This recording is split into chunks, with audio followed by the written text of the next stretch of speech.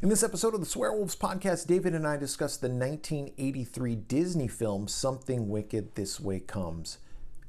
Disney film? We'll begin with a reign of terror. A few murders here and there.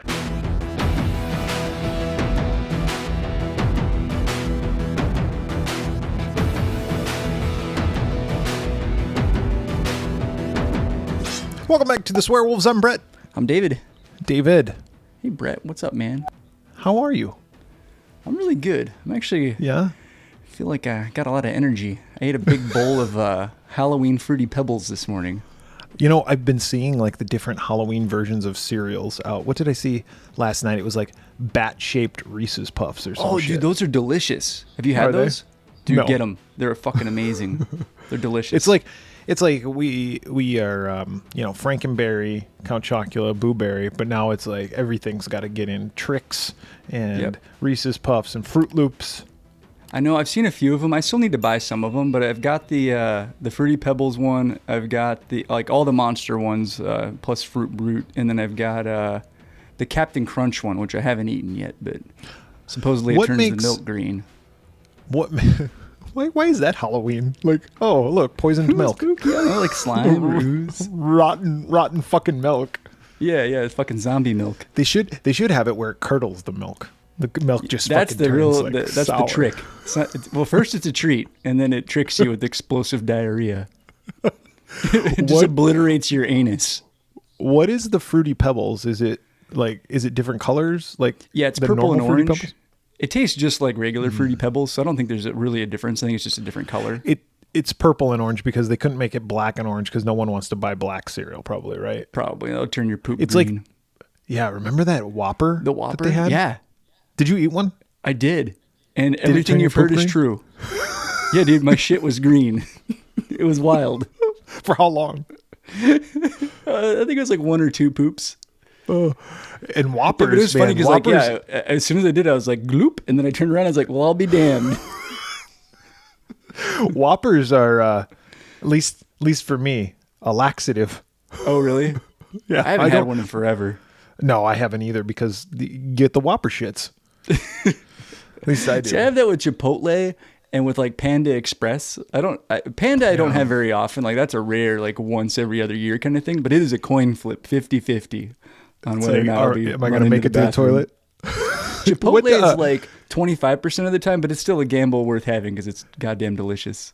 Do you think it's the food or do you think it's the quality of the restaurant? Meaning, I don't know. I think it's the food.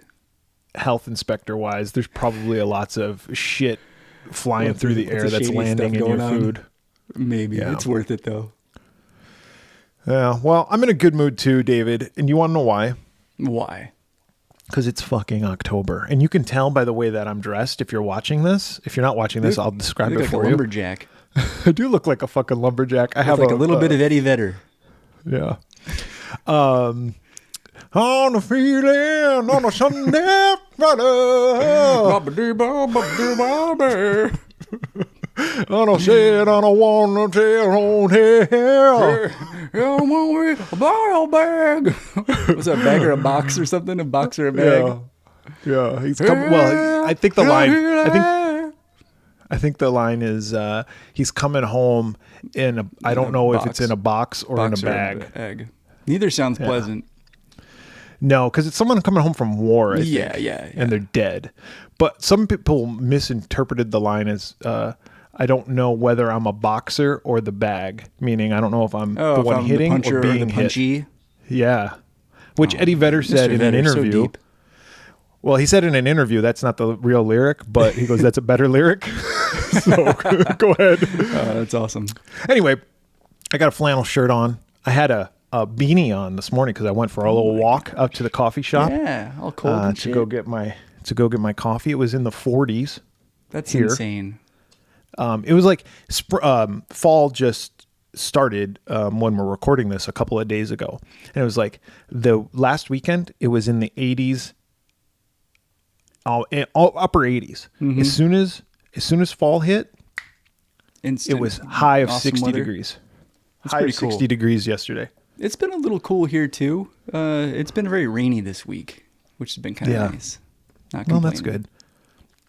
You guys have actually had a rainy monsoon season. Yeah, but the monsoon itself hasn't been. It's just been rain. We haven't had a lot of crazy windstorms. Like we've had some, but whatever. Yeah, but more of the actual rain that comes with it than precipitation. Than normal. Yes, precipitation for all of our educated listeners. Comes in from the west, pushes in. Got a high pressure system coming from the north.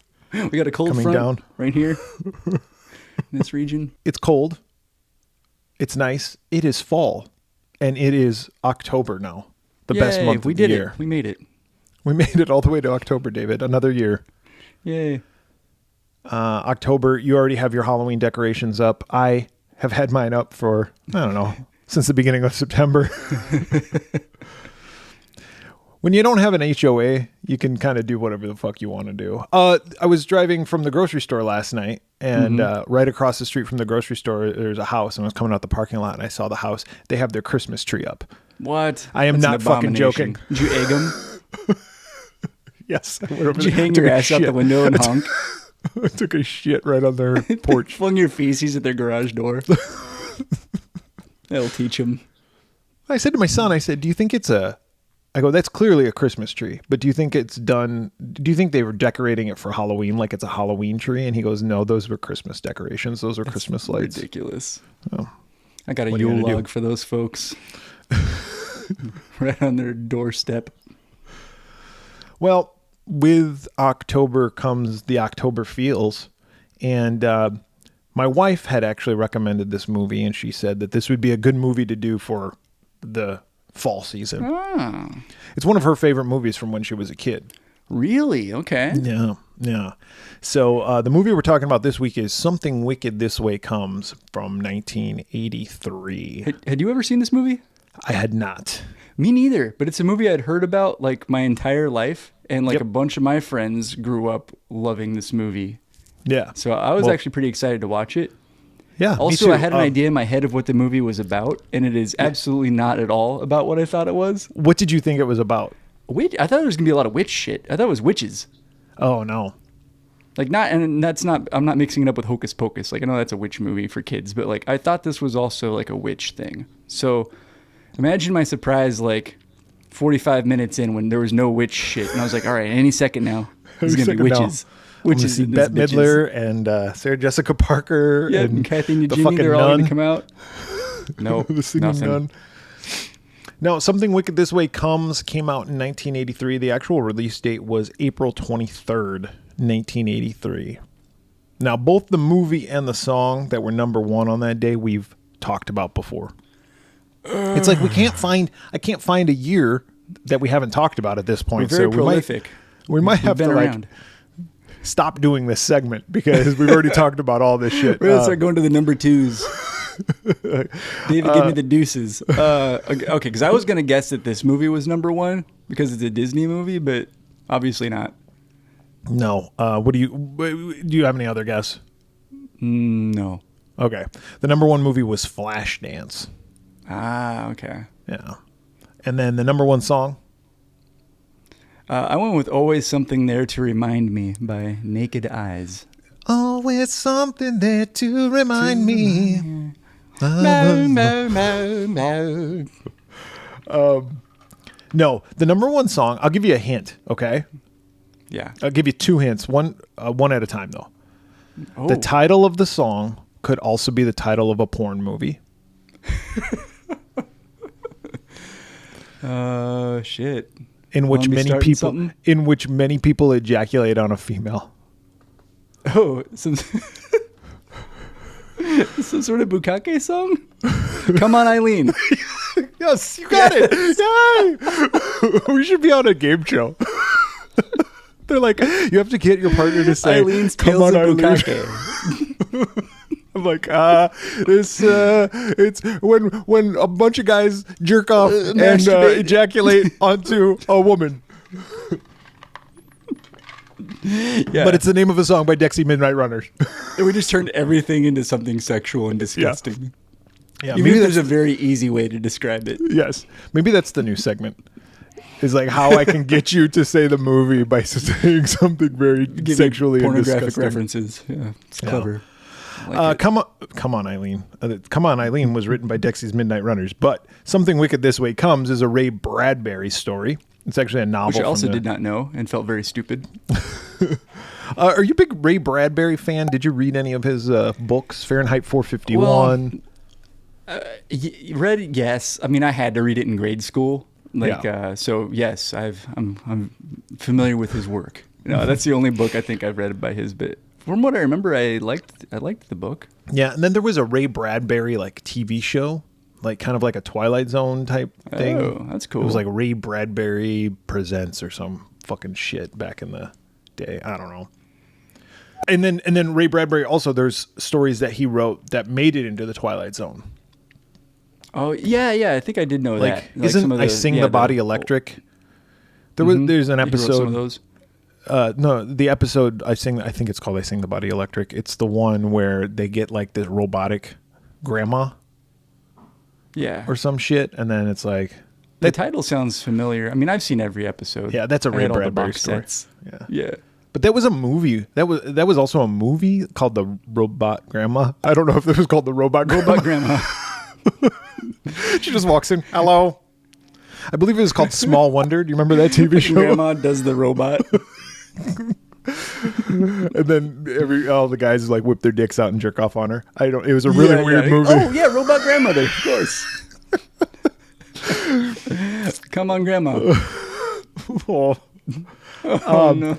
But he wrote this novel back in the 60s, and then he wrote the screenplay in the 80s.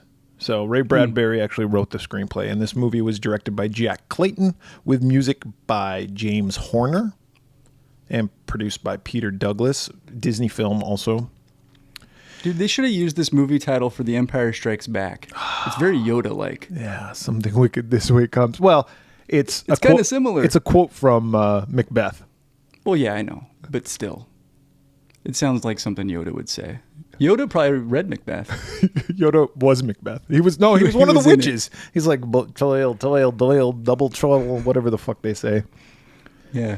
They don't say that. They say double, toil and trouble. Toil and trouble?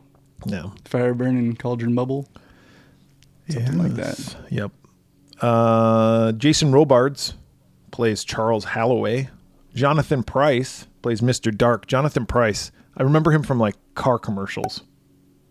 Oh yeah, he did the Infinity commercials. Yeah. That's right. Yep. I forgot about that. Diane Latt. I mean, mainly as the governor in the Pirates of the Caribbean movies. Oh, yeah, I guess he was, right? It's Keira Knightley's dad. Yep. You're right. Elizabeth. Keira Knightley. He says that a lot. Elizabeth. Diane Ladd as Mrs. Nightshade. Royal Dano as Tom Fury. Vidal Peterson as Will Halloway. Sean Carson as Jim Nightshade. And then there's other fucking people. Pam Grier. Oh, yeah, Pam Grier. Where is she on this list? I didn't even fucking have her. She doesn't say a whole hell of a lot. She plays a witch. There's your witch, David. Oh, my God. It is a witch movie. Yeah, Pam Grier. Pretty prominent role. I mean, like, it's a main role. You're right. We see a lot of her. I don't even know if she does say anything. A lot. She does a couple times, but yeah, not much. I don't know if that's her voice.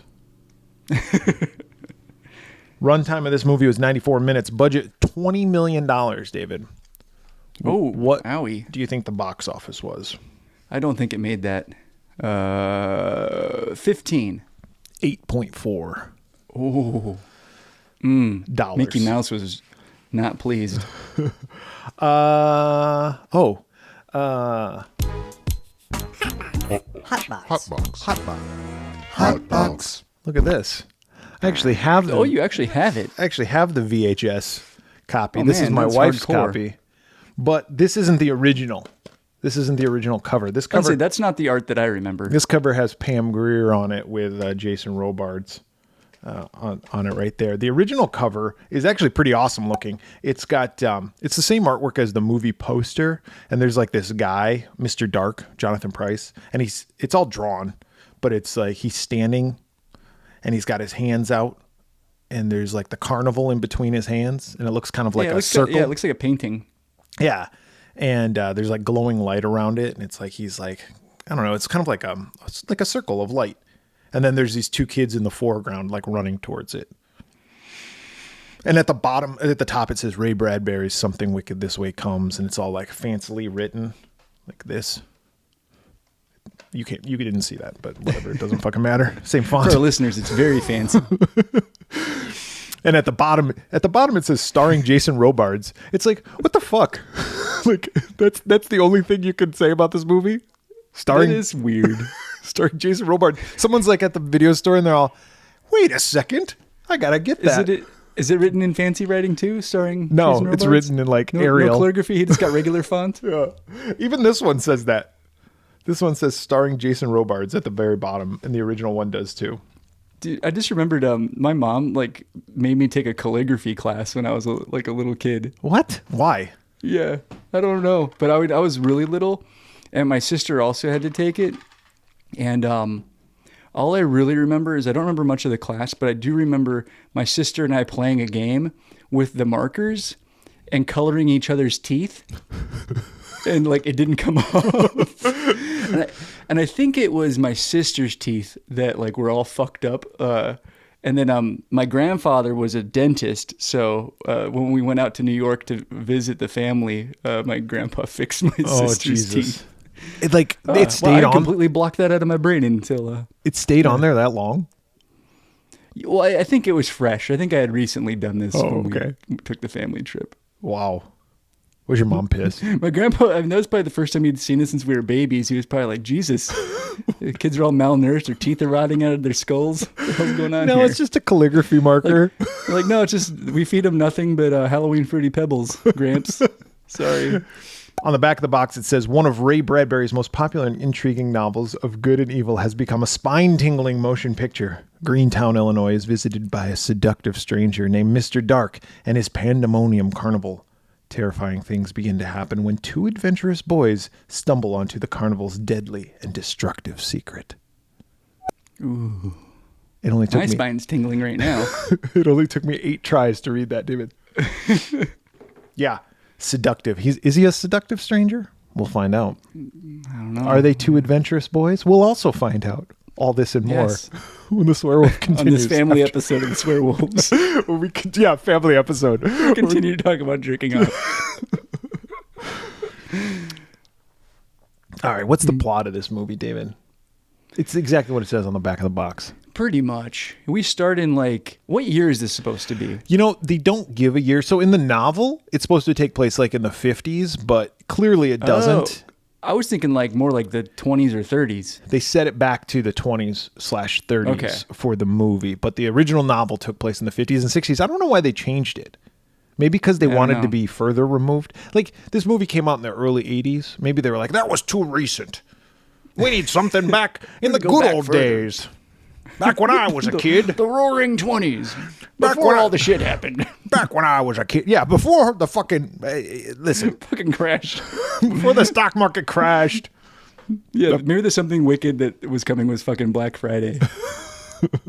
Wasn't that 19... 19? Or whatever the fuck that was. 1929? Was it 29? 27? 27? I don't know, somewhere in there. Listen, the 20s sucked. Both back then they and were now. Roaring. The roaring 20s back then and the 20s now. That's true. It doesn't matter what century you're in. The 20s are bullshit. 20s are bullshit. Everybody's doing the Charleston these days. They're all yana. Got the fucking flapper dress going on. We're in Greentown, Illinois, which might as well be the town that I live in. It did look very much like your town. I thought that too. Yeah, I told my wife that. I was like, I think this takes place in Brettsville. There's these two young boys. Will Halloway, he's our main guy. He's narrating this also. Old Will is talking about it. He's like, which I also found strange. I remember October of 19 something. I don't know what year it was. It's not really clear. Knows. 20s, maybe 30s. Some say the 50s. Who the fuck knows? And he's like, it was a great fall that year that the carnival strolled in. I don't know. You know why it feels out of place and why you didn't like it? Is because it wasn't part of the original screenplay, David. Yeah, I had to... We'll talk more about this, but there are a couple things that happened in this movie that I had to go back afterwards, and I was like, something ain't adding up here. And that was one of them. And I was like, okay. Because, they bookend the movie with a narration that doesn't really add anything. You're absolutely right. We will talk about that in a little bit. So this is a real big one that I'm sure put a pin in that. Yeah, put a pin in that. But let's just say this: Ray Bradbury didn't write that. Yeah. When he watched it, he went, "What the fuck?" Yeah, he's like, "There's no goddamn narration. You cocksucking bastards!" And where's the guys jerking off on the girl? I was told there'd be. I filmed an entire scene throughout the film. I filmed an entire scene of that happening. I storyboarded the motherfucker. And then I came on the storyboard to stick it to the wall. Something wicked this way comes. Yes. How do you think I got the name? These two boys, they're like 12. They both were born on Halloween. Yeah, they got Halloween birthdays, but like they were like an hour or two apart. They're like best friends. Yep. And they live next door to each other. Will's older. Yeah. That bothers Jim. Yeah. But during this narration, like I also thought it was weird. He's like, this is really a story about my dad. And my dad was old. Yeah. And my dad had a bad heart. Bad ticker. His heart was full of yearning, which I had to rewind because I thought he said his heart was full of urine. Well, I was like, whoa, this movie is awesome.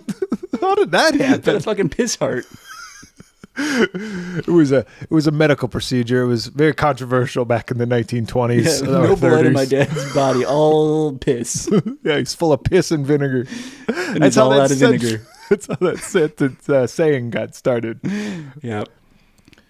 So they're just dicking around, these kids, and they get in trouble at school for whispering, and because the teacher's an old school marm. And she's all, stop whispering. Yeah, we find out that Jim's dad is gone. And like he makes up Jim stories. talks like his dad's coming back. Like, oh, dad's on a business trip or whatever. It's like, nah, dad skipped town. He's gone. Yeah, he doesn't even say business trip. He's on an adventure. Like, business. What business is he? Like, he's taken up with headhunters in South Africa or something. He's out banging women not named your mom. You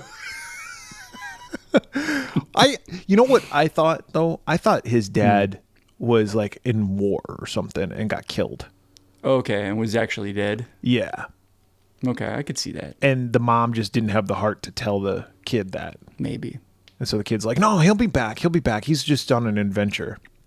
But he could have. I've told you 30 goddamn times your dad's dead. He could have got the clap, and it's like he's dead because can you die from the? What is the fucking clap? I don't know, and I don't want to know. I don't want to get it, but I would like to know what it is. Something wicked this way comes. The clap.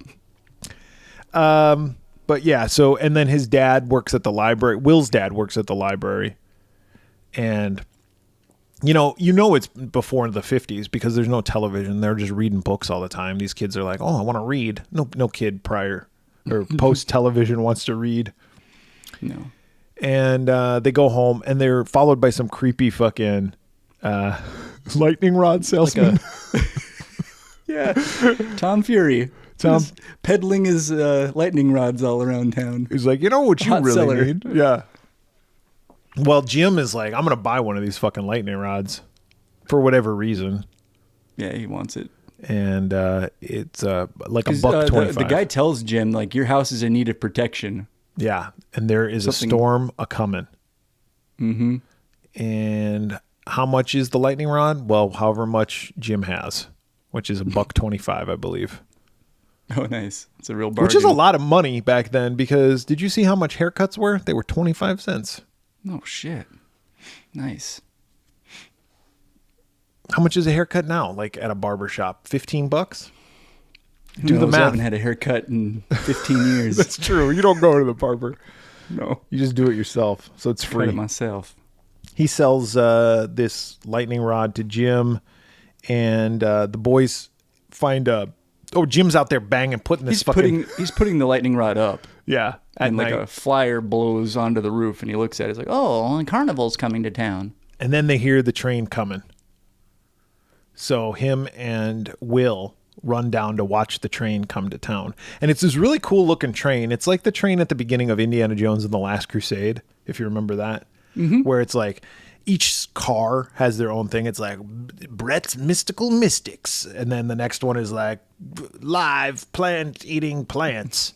And live nudes. Live nudes. And see the amazing. Come on, Eileen. It'll cost you a nickel. See the amazing two-headed women of Patagonia. And so all this kind of stuff is written on the side of this train, and it's coming into town. So they're like, this is fucking awesome, which I would be too. Yeah. Think about this shit-ass town that they live in. Mm-hmm. Nothing exciting ever happens here. The most exciting thing is the fucking lightning rod salesman. And all of a sudden, this Mr. Dark's Pandemonium Carnival is coming into town.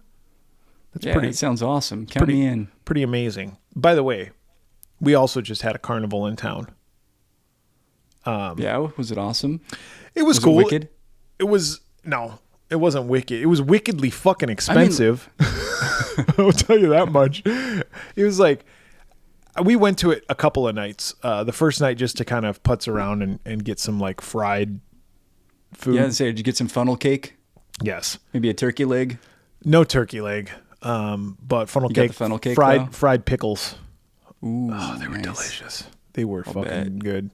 But they did have a hall of like a mirrors, like a fun house. Neat. So when I saw were this the mirrors movie, clean or were they dirty? They're just full of jizz. Yeah, I know. Oh, I know the place. Yeah. I'll take you there. Sorry about that.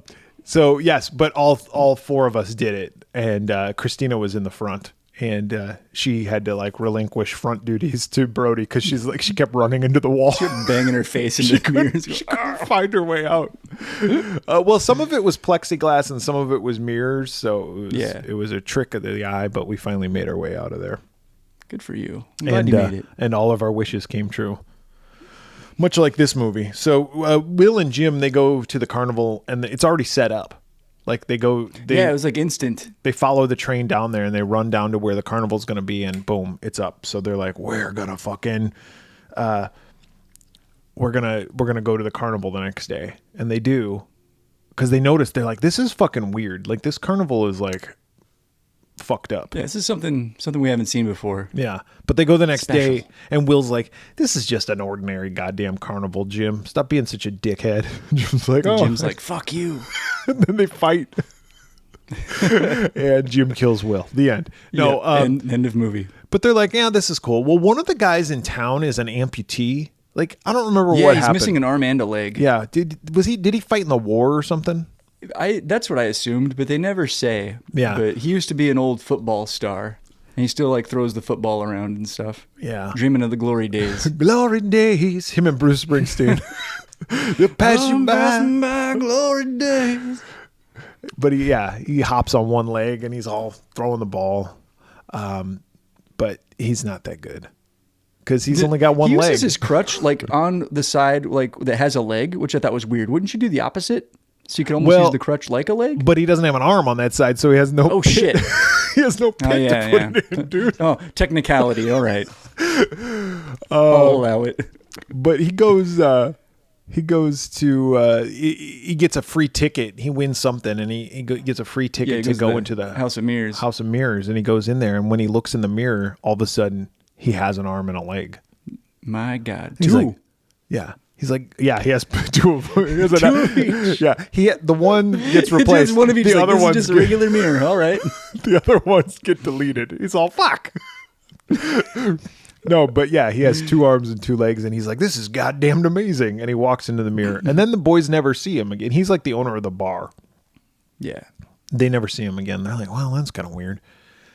Let's go through some of these other fucking town folk who get their wishes granted. Yeah, there's like a guy who gets on a Ferris wheel, and then when it goes away, he like disappears. Well, this guy, he owns the cigar shop, and he's always playing the numbers. He's like, these numbers got to hit. He's telling Jason Robards. Yeah, he's got a problem. By the way, Jason Robards is the dad. He's Will's dad. But because this movie stars Jason Robard, I don't know if we... yeah, he's the star. We made that clear. So... he's like obsessed. He's like playing the numbers. He's like, he's got to hit one of these days. If I only had money, everything would be great. Well, his number hits at the carnival, and he wins $1,000. Yep, that's a lot of fucking money back then. Mm-hmm. And he gets on the Ferris wheel, and Pam Grier's sitting there.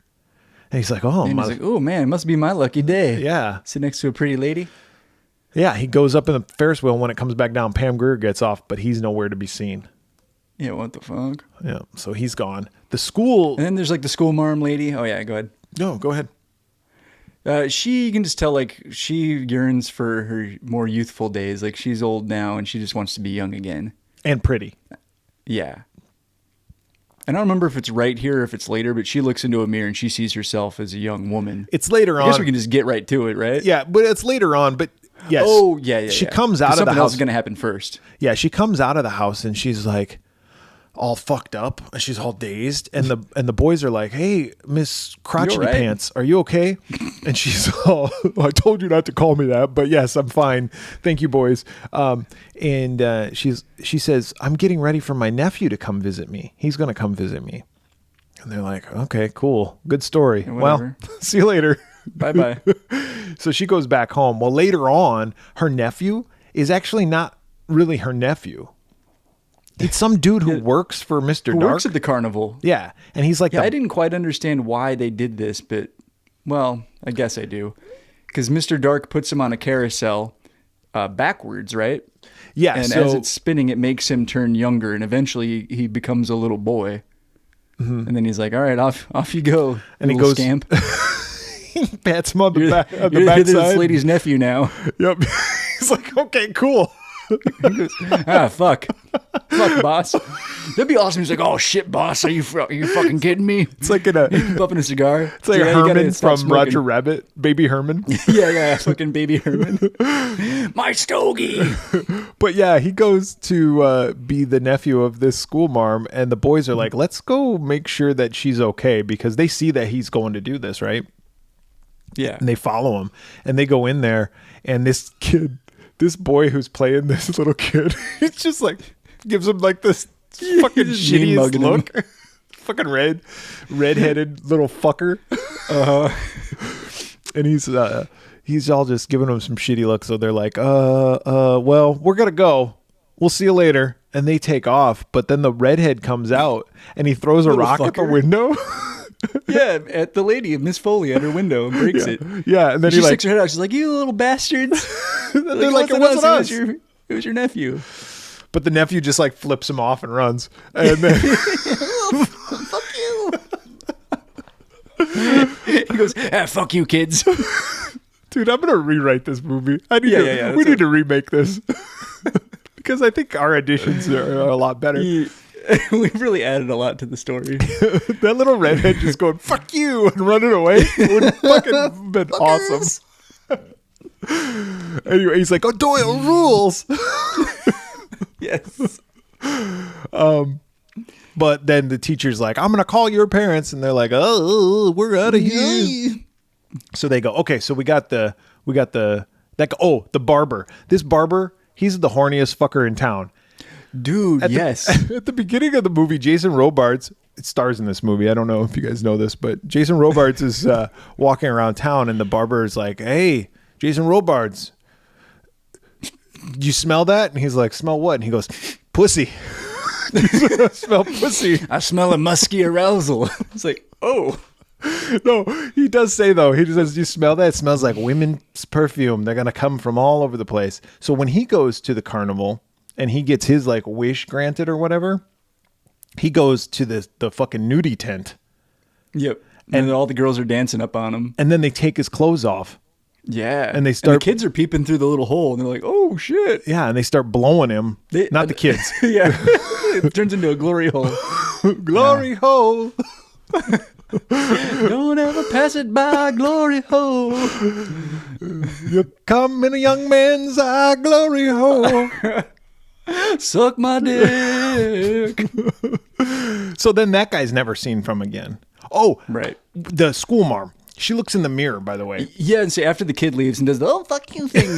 Yeah, she looks in the mirror and she's like, oh, shit, I'm young and hot. Yep. And then all of a sudden she loses her sight. And she's blind. Yeah, she goes blind. And then the kid's back. She saw herself young for all of 3 seconds. Yeah, and then the fucking redhead's back and he's all... Dumb blind ass bitch. Fuck you, lady. So her vision is taken. Let's see. Oh, and then one of the kids, Jim is all pissed off at Will, and Will finds out that Jim wants to be older than Will. Yeah, he's jealous that Will's a little bit older than him. He's like, if I get on that carousel, I can take it forward. Become older. And if I take it forward, I'll be older than him, and fuck him then. So they sneak back to the...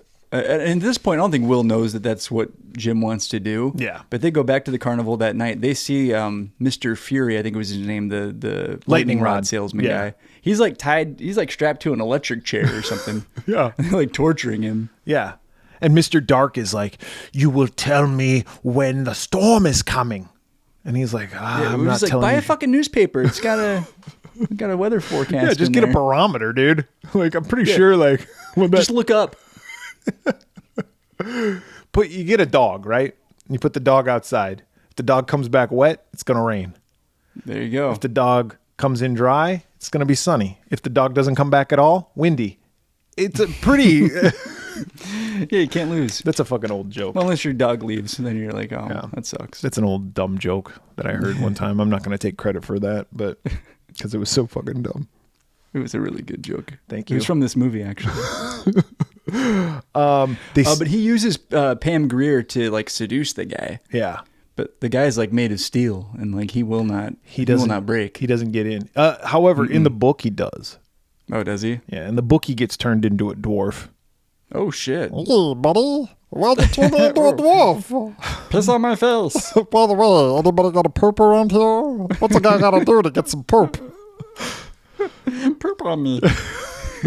But the boys, they intervene. They like interrupt. They're like, no, stop. Yeah, and then... Fuck you. They flip Mr. Dark off, and Mr. Dark's like, I got to go get those boys. So Mr. Dark wants to kill the boys because they know too much. Well, they think he wants to kill them. I think he just wants to like... And he had caught him spying earlier in the movie. So yeah, he knows. These boys know something. They know him up to no good. Yep. So he's like, we got to catch these boys. And Mr. Dark also, I should say, is a tattooed man. He's got like illustrations on him. He's the illustrator. They like appear and disappear. Yeah. Well, Ray Bradbury, I'll give you a little bit of insight. I did a little bit of homework on this. Doing the tough research, huh? Ray Bradbury had an experience with a tattooed man when he was young at a carnival. Sexual experience. No, he just got freaked out by him or whatever. You know, he was just intrigued by him. Because so of the sex. He wrote that illustrated man. He called him an illustrated man into this story. But he also wrote a collection of short stories called The Illustrated Man. And The Illustrated Man actually kind of weaves the stories together. And each one of his tattoos, he was like... He's like the Crypt Keeper. Kind of. But each one of it, he was like cursed by a witch. And all these tattoos represent different stories. And like some bad shit happens to people and they become a tattoo on this guy's body. Oh, that sounds cool. Yeah. They made it into a movie. They should have made it into this movie. Incorporate more of that, please. Different characters, but the same character. Oh, okay. If that makes any sense, right? It does. But yes, Mr. Dark has these fucking tattoos on his body, and now he has tattoos of Will and Jim on the palms of his hand. And sounds filthy. And he goes up to people and he's like, have you seen these boys? And nobody's like, oh, wow, that's kind of weird that you got their faces tattooed on the palms of your hand. Yeah, gross. What do you do with those palms of your hand? Exactly. What are those palms doing when no one's around? You sick bastard. It's nothing. It's very innocent. Your hands are very calloused also. Enough. I hate this town. I'm moving to the next. No, but he goes up to Jason Robards. Jason Robards stars in this movie, by the way. Goes up to Jason Robards and he's like, Jason Robards, I heard you star in this movie. Have you seen these boys? And Jason Robards is like, I don't know who those boys are. Oh, yeah, they're... And he gives them fake names. He's like... And Mr. Dark's not having any of it. He's like, you know what, Jason Robards, you're a fucking liar. Yeah, you're a liar. Bullshit artist. Bullshit artist. They're like... Bullshit artist. Bullshit artist. Bullshit artist. And he says it just like that. Yep. And he's like, bullshit artist. You know these boys. One of them is your son. And Jason Robards. Yeah, he's like, I already know their names, you asshole. Yeah, I was just testing you. Why are you fucking asking me? Where are they? And he's like, well, you're never going to find them. Something we should say, though, before this scene, Mr. Dark like tries to get even with the boys. Oh, yeah. Okay. This is the fucking weirdest scene. I was... Okay. Go ahead. Set it up. Were you super confused? No. Well, yes and no. Yes, but no, because my wife really likes this movie and she was telling me about it. And she was like, well, she was telling me that this was one of the scariest scenes to her when she was a kid. Okay. And then we watched it and I said, wait a second. Yeah, exactly. And the first time, all right, let me explain first. So he sends like a fucking mist. Well, he sends Pam Grier. He goes, Pam Grier, go torture these boys. Pammy, get over there. But they send like a mist of like fog or whatever, and it creates like a bunch of tarantulas that go into the house where Will has gone over to Jim's house, right? Yep. And there's fucking spiders, tarantulas everywhere, and they're running. And I was like... They're crawling on the boys. The boys are stepping on them. They're all over the place. They're under the covers. As I'm watching, I'm like, why do the boys look different? Like, something is off here. Why the fuck is which character was it? Will or Jim? One of them has a terrible wig. Will. That's the first thing I noticed is Will's wig. Yeah, I was like, awful. Why does his hair look like that? And then I looked at him and I go, why is he older? Yeah, he looks like... It was like, it looks like the same kid, but he's like 16. Noticeably older and significantly taller. And then, like... They're flicking off the spiders and trying to fight them off and everything. And then all of a sudden, they just wake up and it's like morning. And they look at each other like, oh. And now this time it shows like a close-up of Jim. And I was like, holy fuck, Jim looks like an adult almost. Jim has pubes. Yeah, Jim is like, Will, you'll never believe what happened. He pulls out his pants. And then it just goes to another scene. And I was like, that scene felt so out of place. And I was like, well... Earlier, like we saw a character that saw herself as younger. Maybe Jim saw himself as older, and they just got another actor. No, it wasn't a creative choice. Then at the end, I was like, "Oh, I know what happened." It wasn't a creative choice. The movie was tested with an audience, and this goes back to what we were talking about at the beginning. And the audience was like, "This movie's shit," and so Disney was like, "Well, fuck. What are we gonna do, Mickey?" I think we can add a couple of superfluous scenes that add nothing, and get the kids, the same kids, make them noticeably older. Throw a wig on the one motherfucker. All right, Mickey, shut up. So they didn't hire Ray Bradbury to write these additional scenes. They hired a different writer, and they hired a different director. And they said, let's add some stuff. So they added the narration at the beginning. They added the scene with the spiders, and then they added the climactic scene the climax in the mirror, movie, in the House of Mirrors, in the House of Mirrors, and they filmed this stuff with the same kids, but just older and much it had taller. been a year. Now, listen, when you're talking about Jason Robards, who starred in this movie, when you're talking about him, even he looked a little bit different, but. It's still only a year for somebody who's 62 years old. Like, yeah, it's not 62 and 63. But when you're talking about a 12 or 13-year-old kid, a year makes a huge difference. Yeah, they've gone through puberty. Yep. They're fucking. They got dicks now. Their balls have dropped. They got balls pubes. dropped. And their voices had changed because one of them's like, no, Mr. Dark. So yes, I noticed this too, and I was like, "Come on, Eileen." And I said to Christina, I said, "Did you notice this when you were a kid?" And she's like, "Yeah, kind of." She goes, "I always noticed something was off, like the wig was weird." She goes, "But I was more concerned about the tarantulas."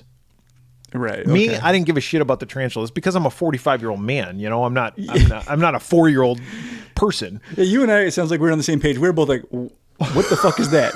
Yeah. No, if I would have been younger, I probably wouldn't have noticed. No. Yeah. Same. If I would have been 6 years old when I saw this movie, I would have been like, fucking tarantulas. Yeah. But unfortunately, we're adults. Yeah. So anyway, and then he goes and hunts him down, and Jason Robards, star of the movie, tells him, like, I don't know where these boys are. And then the boys are hiding. And the kids, meanwhile, are hiding like underneath a grate, like right above the dad, and he knows they're down there. Yeah, they're hiding with Pennywise down in the sewer. And the dad goes, hey, the dancing boys. clown. Yeah. Yes. The dad goes, hey, boys, meet me at the library tonight, and we'll talk about what's going on. We'll talk about what the hell's going on here. They go to the library, and he goes, I've been looking through my dad's old journals, diaries from like 30, 40 years ago. And my dad wrote about this. Let me read you something. And the dad wrote about a carnival that came in. And because the dad has also seen some shit that's leading him to believe the boy's story. Because he sees the football player guy with the 2 legs and the 2 arms. Well, he sees him as a kid. Yeah. And then he sees nobody's around. Yeah. Like everybody, all the shop owners have closed their shop. The barber, the football player, bartender, and the cigar shop owner, they're all not there. Yeah, and he's like, what the hell's going on? Plus, he's got some fucking weird fucking goon, Jonathan Price, with a tattoo of his boy on his hand. His kid on his hand. Something's amiss. Something's wrong here. So and his dad was a preacher in the town. Oh, did you notice when Jonathan Price is like explaining the kids to him? Yeah. He says like one's got dark hair and one is toe-headed. Well, that means blonde. I don't ever understood that. I thought that was a funny term. Wait, yeah, towhead. I've used that term before. I don't know what. Yeah, I always use it as an insult. Yeah, I don't know what that term comes from. Is that like not something we should be saying anymore, though? I don't know. Let's look it up, David. But they said it in a Disney film, so they it's did, okay. But they also said stuff in Tom Sawyer and Huck Finn that I don't think we should say anymore. And those were Disney films. See if we need to delete this. Yeah, towhead. Well, no, we can keep it in. You don't hear people describing their blonde toddlers as towheads very often these days. Spend some time reading 19th century literature, and you'll probably come across the expression eventually. The origin isn't quite clear, but may have derived from the Old Norse noun "to," meaning uncleansed wool or flax. Oh, it's just like the color of like flaxen. Oh. It's like golden. Okay. So it's not derogatory. We can still say these fucking towheads. All right. And it's not toe like T-O-E, like my big toe. It's like T-O-W. Oh, okay. I always thought it was. I did too. I thought you were like, when I was a kid, I thought you were telling someone that they have a head that looks like a big toe. Little piggy. Why? Dude, why? I was this many years old when I realized that it means something else. Why would it be like you look like a big hairy blonde toe? I don't know. Maybe with athlete's foot. Fucking athlete's foot head. Is athlete's foot blonde? No, I don't know. All right. We need to get fucking John Madden out here. We used to do the athlete's foot commercials. Fucking tough acting and acting. Yeah. You got the itching, the cracking, the burning, the towhead, kid. So, but yeah, the kids go to the library. Yes. Let's pause real quick. I want to tell a story about Will and his dad. We find out that Jason Robards, star of Something Wicked This Way Comes, is very first of all, he doesn't want to age. He's an older man. He's he in his wants 60s. us to be young, and he has a lot of regret. Yeah, and he has regret that he wasn't more, I don't want to say brave, but he doesn't know how to swim. And so when Will was like 4, he fell into the river, and Jason Robards just stayed there staring because like a lummox. There's because he could do. Yeah, he's like, I can't jump in there. I don't know how to fucking swim because his dad never taught him how to swim. And it was actually Jim's dad who jumped in and saved his life, saved Will's life. So he has regret about that, and he thinks that Will hates him because he didn't step up. Yeah, he thinks he resents him. Yeah, which he doesn't. He doesn't. But that's kind of the whole backstory behind this. Yeah. Behind the dad's character. So now they're back in the library. The kids are there, and they're reading the diary of, Jason Robards' father, who was a preacher in the town in the 1800s. And he's like, oh, there was this carnival that came through, and they're like, huh? Was it the same fucking thing? Well, yeah, and we come to find out that what they do is they give you your innermost desire. They give you what you want the most. Yeah. But then they also kill you. David, if there's one thing that I've learned from watching movies is if someone ever says you can have a wish, don't fucking take it. Yeah, it will blow up in your face. Yeah, because they'll be like, oh, you want to be beautiful. Yeah, you can be young and beautiful, but you're not going to reap any of the benefits because you won't be able to see it anymore. Yeah, you'll be blind. Or you could want be to be younger? Well, guess what? You're a baby now. Yeah, exactly. You're a zygote. You're a cum on this mirror. You're just one of many sperm. My sperm. In my ball sack. Yep. You're hanging around my balls for eternity. Because I'm never going to I have no plans to ever procreate. So and I'm not going to jerk off and release you. You're just going to stay there. Yeah. If you get out, you're not going to be a baby. What happens? Like, does it just keep building up and building up until your balls explode? Yeah, I don't know. Brother, I don't want to know. But Mr. Dark shows up at the library, like right after like we learn what's going on. And he's trying to find the boys. He's like, I know you're here, you little bastards. Yeah, and Jason Robards is like, oh, they're not here. They're not here. It's like, bullshit artist. And he's like telling the kids like, oh, I can give you anything you want. And Jim, I can make you older. And then he's like, hey, Charles, the dad, star of the film. Yeah, Jason Robards is like, hey, I can make you young. Yep. And I can make you not have heart problems. And I can make you not feel regret. And then Jason Robards says, fuck you. And then this is when Jonathan Pryce like goes off. And this is probably one of my favorite scenes in the movie because it's very intense. This Mr. Dark, now we see like he's actually like pretty evil here. Yeah, he's like not a good guy. Ripping pages out. He's like, got a book. He's like, I'll make you 30. And he's like, no. And he like rips the book. He's like, 31. Yeah, he's like, at 32. 32. You're still young enough. And blah, blah, blah, blah. He's like, 40, you're old. And I was like, fuck you, dude. He goes number by number from 30 all the way to 52. Yeah. I agree it's a good scene, but I was like, man, this scene is long. We could have skipped over a couple. We could have been like 45, maybe 50. Start going to 5-year increments. Yeah.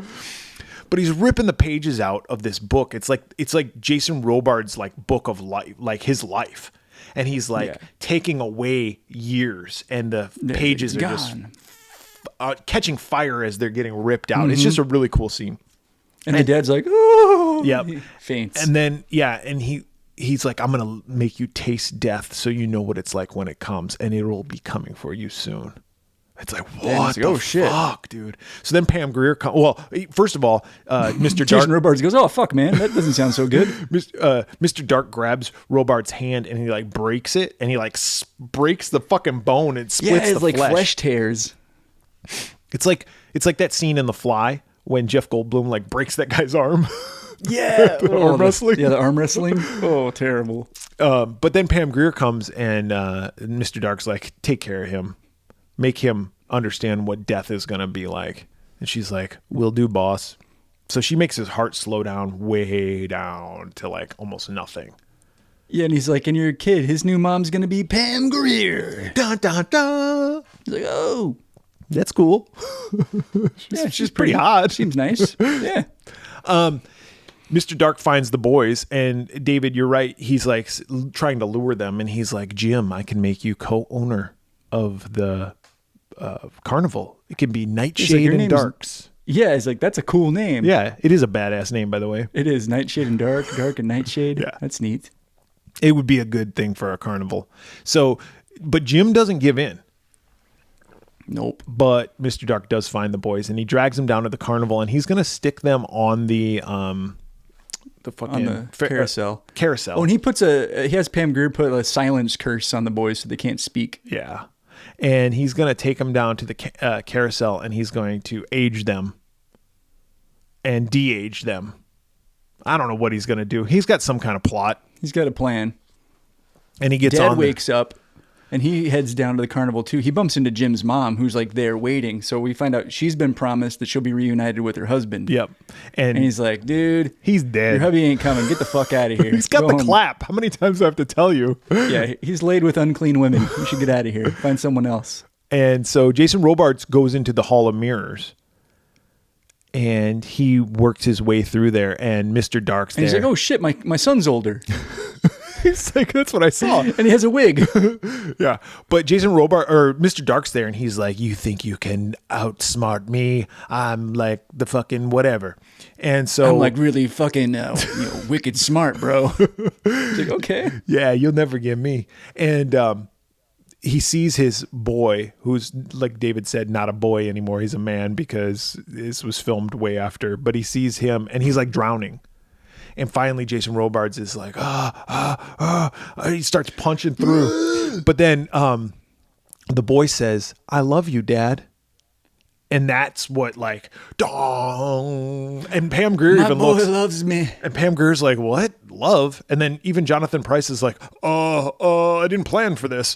And so then, fuck. Star of the film, Jason Robards punches through the mirrors and he grabs the boy's hand out of the water so he doesn't drown, and they hug and they embrace, right? But that's not it. Because then Jonathan Pryce, Mr. Dark, is like, "Oh, fuck this. I'm taking Jim and we're getting on this fucking carousel." And they get on the carousel, but Jason Robards grabs Jim off of there. And then the carousel gets hit by lightning because fucking Mr. Fury comes. Mr. Fury comes and he takes the fucking lightning rod and he throws it through Pam Grier's fucking chest, and she's all fucking kills her. Oh, that hurts. And then the lightning hits it, and the lightning hits the fucking carousel, and the carousel just starts spinning. So Mr. Dark ages like Indiana Jones in The Last Crusade, like when that guy drinks from the wrong. Yeah, he chose poorly. Yeah, he just fucking ages, which is also a really cool scene in the movie. The special effects were kind of cool in that. And it was cool. And then a little dwarf comes along. He's like, "Oh, there he is." And he picks up his body and he like him up, carries him away. And we never see him again. And then a fucking tornado comes and destroys the entire carnival. Sucks the whole carnival up. And then Jason Robards, Jim's gonna die, and Will's like, oh, Jim, don't die. And Jason Robards like yells at his kid. He's like, "Don't cry. Be happy. Be like a fucking." What is he? Start dancing and shit. We start doing a fucking grandma robot dance. Yeah, just come on him. Fucking Granny Roomba. Check me out. But yeah, so they start laughing and they're happy, and then Jim comes to life. Their mirth brings him back to life. There you go. And they all hold hands and they run away, and Jason Robards has found new life, and he's accepted the fact that he's an old man, but he's just going to live life to its fullest now. Yep. And they go back into the town, and we get some kind of end narration. Some sort of narration. My dad died the next day. Damnest thing. They all lived happily ever after. Yeah. And I don't know, did all those people come back? Did they get uncursed? I think so. You know, I was going to ask you that too. I think we did see something like when the curse was lifted. I thought the people returned. Yeah, I don't know. Because they had to become like parts of the carnival. Because remember, like during the parade scene, we see them, but they're like under like a trance. All of the people that were like the freaks in the carnival, all the workers and stuff, they were all like past victims. Yeah, exactly. So I think I think the curse was lifted and they were all released. I don't know. I didn't read the book. That's the way I wanted it to be. Yeah. So that's the end. Yep. I will say this. I actually, with the exception of the fucked up stuff that they had to film afterwards, I would like to see a different version. I would like to see like the original version to see why they had to do that, why they felt they needed to do that. But I actually kind of enjoyed it. I didn't hate this movie. Good.